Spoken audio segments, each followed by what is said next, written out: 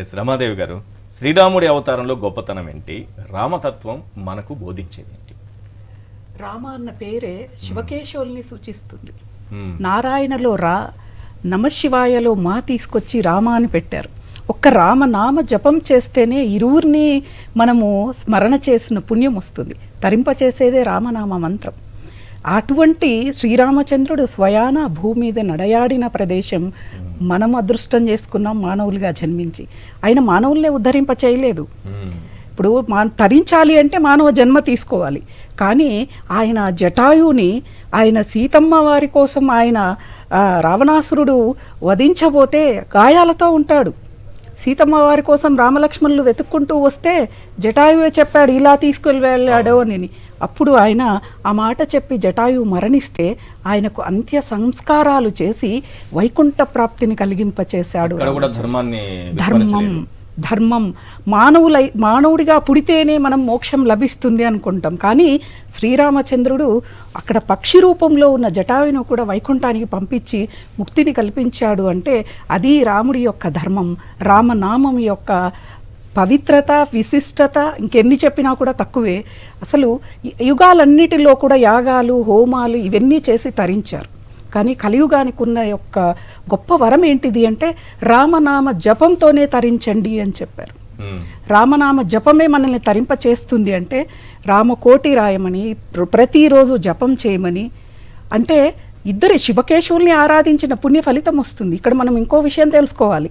సప్తమోక్షపురాల్లో అయోధ్య ఒకటి.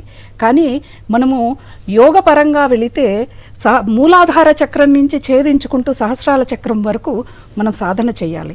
ఇక్కడ అయోధ్య సహస్రాల చక్ర స్థానంలో ఉంది. అంటే మనకేం సూచిస్తోంది ఇక్కడ రామ జన్మభూమి అంటే మీరందరూ కూడా రామనామ స్మరణ చేస్తూ మూలాధార చక్రం నుంచి ఛేదించుకుంటూ సహస్రాల చక్రాన్ని దాటితే వైకుంఠం నారాయణుని చేరతారు అని చెప్పటానికి అయోధ్యలోనే ఆయన జన్మించడానికి కారణమని కూడా మనకి కనిపిస్తోంది. రామనామ వ్రతాలు, రామాలయం లేని ఊరంటూ ఉండదు. ఎందుకు ఫస్ట్ మొదటగా రామాలయం కట్టి తర్వాత ఊరిని నిర్మాణం చేసేవాళ్ళని మా తాతగారు చెప్పేవారు. ఎందుకంటే ధర్మం ఉద్ధరింపబడాలి. రాములవారు ధర్మానికి ప్రతీక. ఆ ఊరంతా కూడా ధర్మమే. మారినా సరే ఆయన పాలనా విధానాన్ని ఇప్పటికీ కోరుకుంటున్నారు. అది ఏ స్థాయిలో ఉండాలి అది. అలా రాముల వారి సేవ చేసిన ఇప్పుడు ఆలయంలో పెద్ద పెద్ద వాళ్ళందరూ వెళ్ళి ఊడుస్తున్నారు, శుభ్రం చేస్తున్నారు. ఎందుకు అది అంటే ప్రత్యక్ష సాక్షిని నేను. రామాలయంలో సేవ చేస్తే ఎటువంటి స్థితి కలుగుతుంది, ఎటువంటి వాక్ శుద్ధి కలుగుతుంది, ఎటువంటి వాక్ పటుత్వం వస్తుంది అనేది నేనే సాక్షిని. ఎందుకంటే చిన్న చిన్న ఆలయాలు, రామాలయాలు పూర్వకాలంలో కట్టేవి. ఎందుకంటే అప్పుడు ధనం సమృద్ధిగా ఉండేది కాదు, ఉన్నదాంతోనే నిర్మించేవాళ్ళు. ఆ ఆలయం ముందే వందలాది మంది భక్తులు కూర్చొని రామనామస్మరణ, రామ భజనలు చేస్తూ మనం అందరము చెప్పుకుంటున్నాం రామరాజ్య పరిపాలన రావాలి అని చెప్పాను. అంటే ధర్మంగా ఆయన ఉన్నప్పుడు సకాలంలో వర్షాలు కురిశాయి. ఎందుకు? యజ్ఞయాగాదులు నిర్వహించాడు, దేవతలు హవిస్సును స్వీకరించారు. అందుకే సకాలంలో వర్షాలు పడ్డాయి. వర్షాలు పడితే పంటలు సక్రమంగా పండుతాయి. అప్పుడు ప్రజలందరూ కూడా సుభిక్షంగా ఎంత ఆనందంగా ఉంటారు. అది రామరాజ్యం. రామరాజ్యము అంటే రాముడు ధర్మమనే అనుకుంటాం. ఏంటిది ధర్మం అంటే తండ్రి మాట విన్నాడు. ఎవరైనా కానీ ముందు రోజు రాత్రి వరకు లేస్తూనే పట్టాభిషేకం అని అనుకున్న రామచంద్రుడు నిద్ర లేస్తూనే నువ్వు వనవాసానికి వెళ్ళాలి అంటే ఏమీ మాట్లాడకుండా వెళ్ళాడు అంటే ఎంత గొప్ప రాముడు అనుకోవాలి. అదే ఇప్పుడు కాలంలో పిల్లల పుట్టినరోజులు అనుకోండి, రాత్రి వరకు ఏదైనా గిఫ్ట్ తెస్తా అన్న తండ్రి మరుసటి రోజు తేకపోతే గోల గోల చేసి ఆత్మహత్యలు చేసుకునేంత స్థాయికి దిగజారిపోయాం మనం. అంటే అటువంటి రాముణ్ణి మనం ఆదర్శంగా ఇన్ని యుగాలైనా కానీ మనము జపం చేయటం కానీ ఆయన్ని ఆరాధించటం కానీ ఈ రోజున మనం చేస్తూ ఉన్నాం. ధర్మం పునరుద్ధరింపబడుతోంది. మళ్ళా అధర్మం రాజ్యం ఏలుతోంది. ఇప్పుడు మళ్ళా ప్రతిష్టతో ధర్మం అనేది మళ్ళా తిరిగి పొందుతుంది. 514 సంవత్సరాలు వనవాసం అన్నారు. ఇప్పుడు రాముల వారు 500 సంవత్సరాలు వనవాసం చేసి తిరిగి భూమి మీదకి వస్తున్నారు. అటువంటి శుభ సందర్భంలో మనమందరము కూడా ఇటువంటివి చెప్పుకోవటం, ఆ రామాయణం గురించి చాలా మందికి రామాయణం అంటే సినిమాలో చూపించిన ఆ 4 ఘట్టాలు మాత్రమే తెలుస్తాయి. సినిమాలు కూడా ఇప్పుడు పిల్లలు చూస్తున్నారో లేదో తెలియదు. సినిమాలు లేవు, వాళ్ళకి చెప్పేవాళ్ళు లేరు. బుక్లు చదివేటటువంటి బుక్స్ ఏ బుక్ అని చదివేటటువంటి విధానమే మర్చిపోయారు. ఇప్పుడు అసలు ఇంట్లో ఉన్న పెద్దవాళ్ళకే రామాయణం గురించి గురించి సరిగా తెలియదు. అందుకే రామాయణ మహాభారతాలు పూర్వకాలంలో ప్రతి ఇంట్లో అవి ఉండేవి. అందులో ఒకప్పుడు కాలంలో మీ ఇంట్లో ఎంతమంది పిల్లలు ఉన్నారని అడిగేవారు, కానీ ఎంత ఆస్తులు ఉన్నాయని అడిగేవాళ్ళు కాదు. ఇప్పుడు ఆస్తులు అడుగుతున్నారు, పిల్లల్ని అడగట్లేదు అనమాట. అంటే మన కుటుంబ వ్యవస్థ ఇదవుతోంది. కాకపోతే మనకి ఆధ్యాత్మిక రాజధానిగా మనకి అయోధ్య నిలబడిపోతుంది.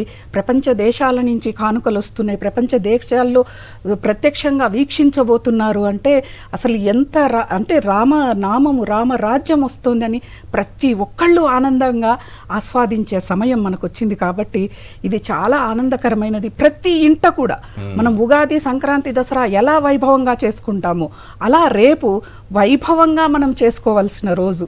ఇది అయోధ్య పండుగ కాదు, మొత్తం దేశం ప్రపంచమంతా కూడా చేసుకునే పండగ.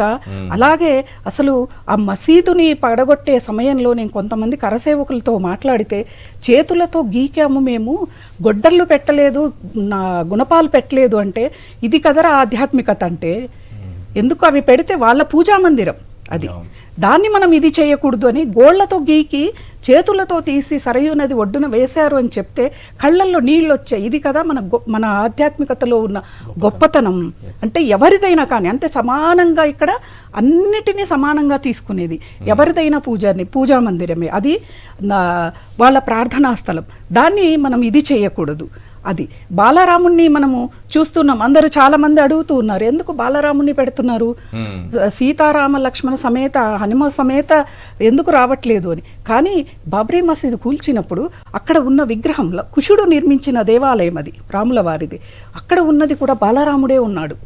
కాబట్టి తిరిగి బాలరాముణ్ణి ప్రతిష్ఠిస్తున్నారు.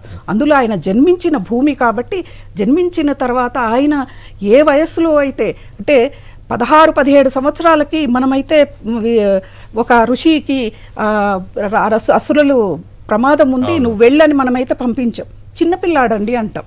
కానీ అప్పుడు మరి దశరథ మహారాజు ఎంత నమ్మకం ఉంటే రాముల వారి మీద ఆయనతో పాటు పంపించారు. ఇవన్నీ కూడా మనం వేసే ప్రతి అడుగు రామాయణంతో సంబంధం ఉంటుంది. మనం రామాయణాన్ని అలా ఇంట్లో కలిపేసుకోవాలి, కలుపుకుంటే ఖచ్చితంగా భాగం అయిపోవాలి. ఆధ్యాత్మిక ప్రవచనం చాలా అద్భుతంగా ఉంది.